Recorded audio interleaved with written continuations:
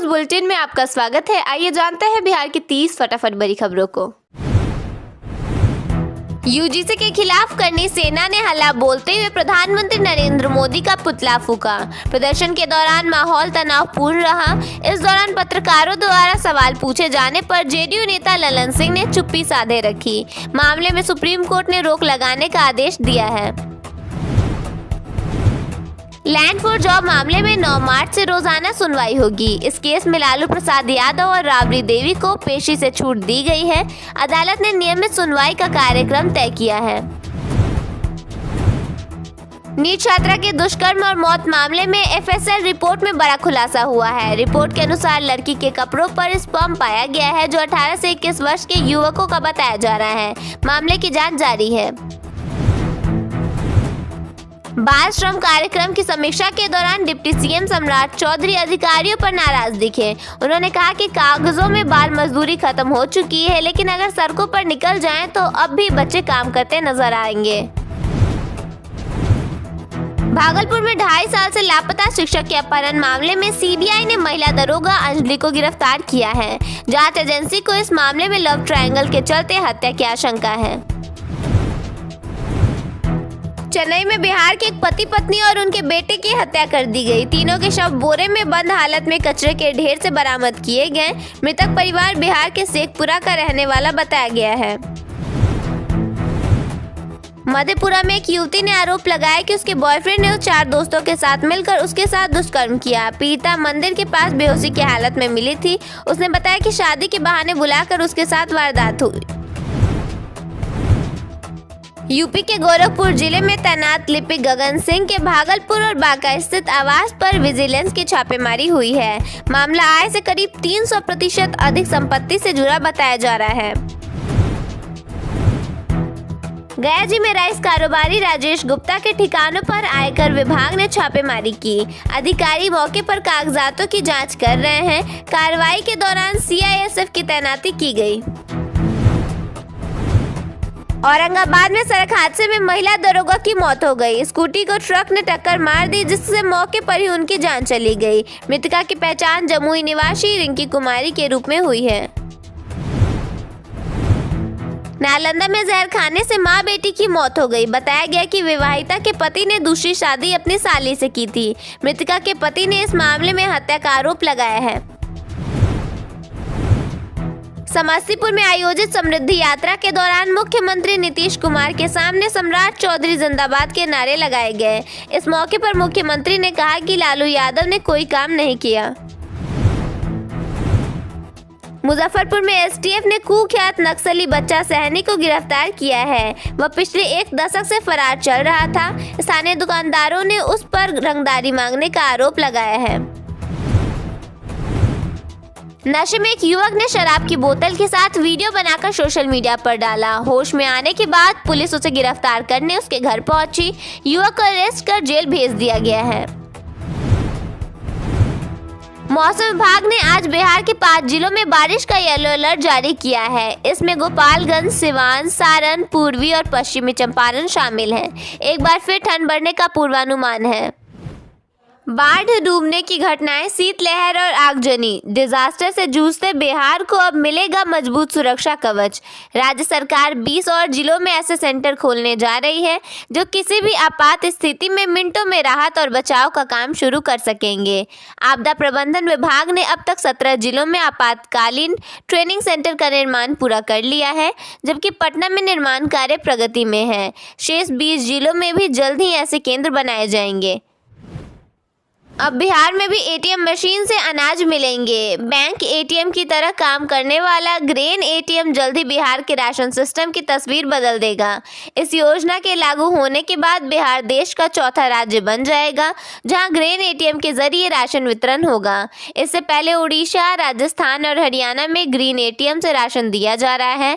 सबसे पहले पटना शहरी क्षेत्र में इसे पायलट प्रोजेक्ट के रूप में लागू किया जाएगा। अब पटना म्यूजियम सिर्फ इतिहास देखने की जगह नहीं बल्कि इतिहास को जीने का अनुभव देगा।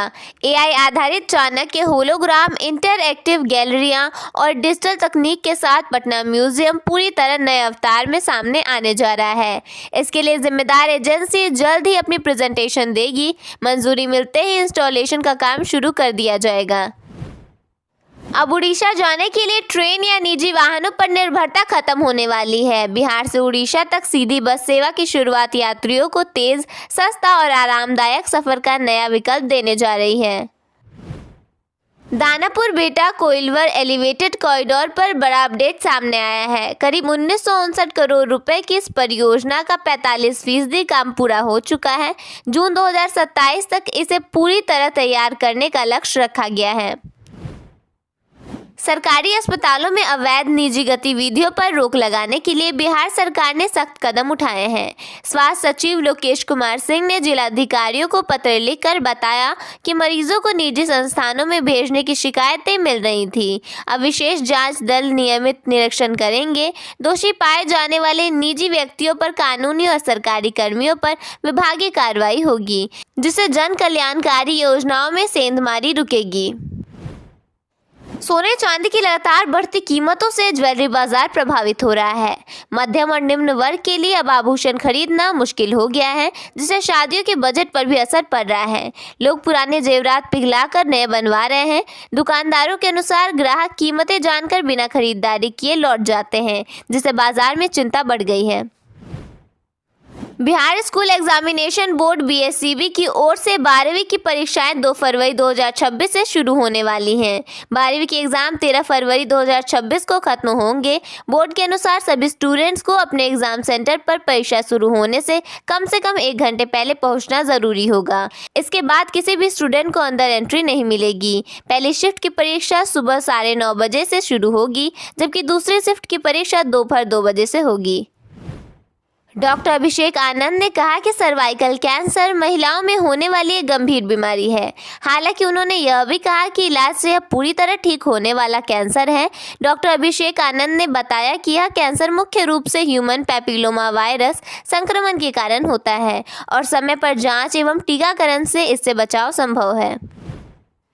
पटना में नीट छात्रा के कपड़ों से मिला स्पर्म 18 से 21 साल के लड़के का है। सूत्रों की माने तो एफएसएल की जांच में ये बातें सामने आ रही हैं।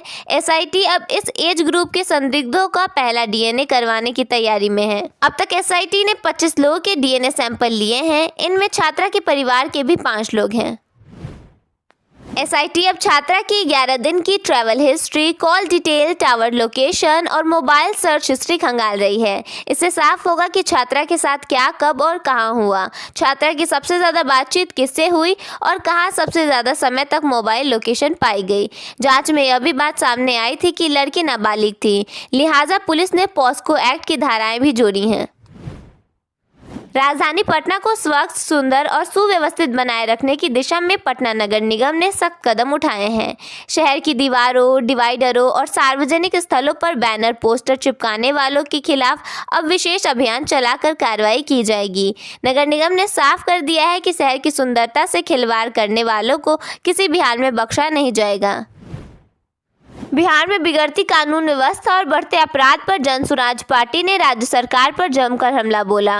पटना के जनसुराज पार्टी कार्यालय में पीसी के दौरान पार्टी के वरिष्ठ नेता और पूर्व अपर पुलिस महानिदेशक जयप्रकाश सिंह ने सरकारी आंकड़ों का हवाला दिया। उन्होंने कहा कि 2015 से 2024 के बीच बिहार में आपराधिक मामलों में 80% से भी ज़्यादा की बढ़ोतरी हुई है, जबकि राष्ट्रीय स्तर पर यह बढ़ोतरी 24% है। मध्य प्रदेश के सतना जिले में पुलिस ने बीजेपी के मंडल अध्यक्ष के खिलाफ एक युवती से मारपीट के मामले में एफआईआर दर्ज की है। बीजेपी के मंडल अध्यक्ष पुलकित टंडन का एक वीडियो भी सोशल मीडिया पर वायरल हो रहा है। इस वीडियो में वह युवती को थप्पड़ मारते हुए देखे जा रहे हैं। पुलिस अब तक अभियुक्त पुलकित टंडन को गिरफ्तार नहीं की है। सुप्रीम कोर्ट की ओर से विश्वविद्यालय अनुदान आयोग की ओर से उच्च शिक्षण संस्थानों में भेदभाव रोकने संबंधी बनाए गए नए नियम पर रोक लगा दी गई है। शिवसेना की राज्यसभा सांसद प्रियंका चतुर्वेदी ने कहा, मुझे खुशी है कि माननीय सुप्रीम कोर्ट ने हस्तक्षेप किया और यूजीसी के दिशा निर्देशों पर रोक लगाई जो अस्पष्ट और मनमाने थे। उन्होंने यूजीसी के नियम को लेकर कहा कि यह संस्थानों में और अधिक भेदभाव पैदा करने की कोशिश थी।